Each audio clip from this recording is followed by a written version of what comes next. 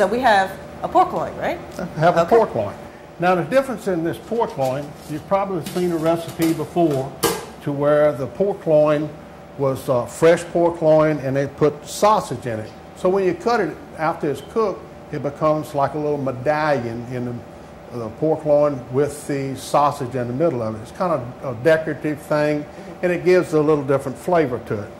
But we've added a different twist. As I said earlier, we were trying to do different recipes. I found this Arts ham and bacon curing salt, and it has directions on the label. You can get this on my website. I did put it here because it's hard to get here, there, and yonder around the country, but I will ship wherever you need. CreativeCajunCooking.com. There we go, girl. Uh-huh. So anyway, this little curing salt here, directions will be on the label here as to how to mix it with cold water and soak your product. So it takes 3 to 4 days of soaking, and it makes the pork actually turn into ham when you cure it. Sure. The hams that you buy in the store is cured the same kind of way. Normally the chefs that does the sausage stuffed pork loins hadn't thought about the ham thing, but I got to be different. That's right. So it's kind of like pickled pork, huh? Kind of like a pickled pork. Right. But I tell you what, brining is all the rage. Everybody's brining their turkeys before they fry them and all that kind of stuff. So if you ever want to try something with a brine, this is going to be a good one because it's a pretty simple recipe. Right? Correct. Now we have a pork loin laid out, and we'll run this knife up through the middle of it and try to open it up big enough without cutting myself on the other side. And then we're going to take one link of sausage and cut it in half. So we've got 2 pork loins we're going to do. Jimmy, is that French settlement sausage with the dust in it? We got French settlement sausage, and I brought some of my dust and rub over there, and that's what they're mixing and making my sausage. It ain't normal. It's all the Boston butt roast. It's like having smoked pork roast in a tube. I like it. Whole different animal. Now remember that sausage that's up inside, you'll have some of the loin like on the end that doesn't have the sausage in it. When you cook it, you'll have a little bit back here, and you can have a little gap in the middle where your sausage come together. And there again, it depends on the size of the hog as to the size of the loin that you have. Here's the piece of sausage, and we're going to shove it up in the pork loin. I have a piece of PVC pipe. It looks like another Jimmy Babin invention right there. Invention, there you go, it's an invention thing. This pork loin is a little bit big for the 3-inch, but that's the only size netting I have here today. So maybe I can get Marissa to hold up the netting here. Sure, I'll come around here. This is the thing that we use to try to help hang it in the pit. It's a tube, and it's stretchable, and it holds up under the heat when you're trying to smoke this thing. Now, of course, you could use just regular butcher's twine and tie it up yourself, but I really like this one because it leaves those little squares on it. It sure does make it pretty. And it comes in different sizes. This is the only size I have at the moment to play with, and I ended up with bigger pork loins. Oh well, we're going to make it work. Now you're going to watch me struggle. There you have it. It was a struggle. It's such a large pork loin, it's hard to get the netting over the top of it. But we're going to make it work. If it don't fit, force it. All right. Now we're going to, like that. Shove it. Shove it. Set that to the side, and then we're going to get this other one going and go hang them in a pit. Well, we had to relocate out of the kitchen, and we're out here in the little smoke room. This is my little pit. Now, you can do this on your regular barbecue pit at home if you just build a little fire that smokes off to one side and hang this thing on the other. You could actually probably do it just straight off with a grate if you want to without putting all the wrapping on it. But we had to do something different, of course.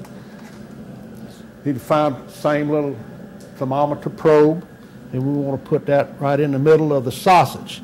The sausage is basically cooked already, but we want to make sure that the temperature reaches 165 degrees because we have contaminated that sausage with the fresh pork loin, and we will need to treat it as such. So I'm going to shove it right up in the middle of it. And we're going to, in this pit, I got these trusty little rods, and I can hang both of these loins close together on a rod. Then go to the pit. In this pit, we have a propane fire, a burner that's burning on top of the wood in a little firebox that I have on the back. And so we're going to maintain around a 200 to 250 degree temperature in this pit while this thing is smoking. And as you see, I put a little foil on the next level down in case something does happen, that it falls for some reason or other, earthquake happens, anything can take place nowadays. South Louisiana, you never know what's going to happen. That's it. South Louisiana, that's all about something going to happen. And this is such a small pit, Jimmy. I mean, I don't know how you can work with such a little bitty pit. Well, I got to do what I got to do. We could be on the one on that 53-foot trailer and really show off, you know. On this one, I have thermometers on the door. So as you see, the one on this side, which has not been opened, is still at 200 degrees. All right, this thermometer has the temperature that's registering inside the center of your sausage link that's in it.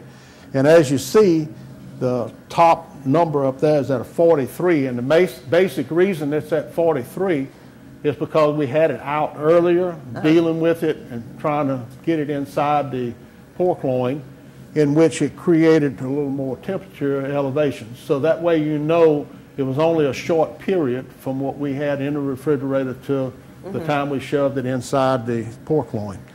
And now when that temperature reaches 165 degrees, I have it set for that temperature there, and the alarm will go off, and it'll be smoked and cooked at that time.